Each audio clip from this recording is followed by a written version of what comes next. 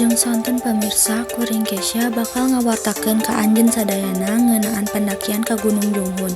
Hiji gunung nu kasohor ku kaendahanna tapi oge dipikawanoh ekstrim pikeun pendakian pemula.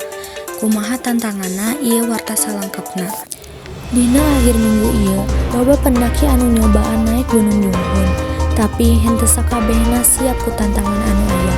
Jalur anu leueur tur nanjak sarta stamina anu terus diuji ngajadikeun perjalanan ieu henteu gampang, utamana pikeun pendaki pemula.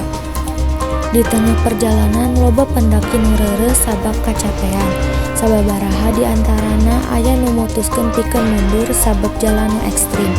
Sementara eta pendaki anu tuluy lanjut ka puncak ngarasa eta usaha kacida ka hartina nalika ningali pemandangan spektakuler di puncak.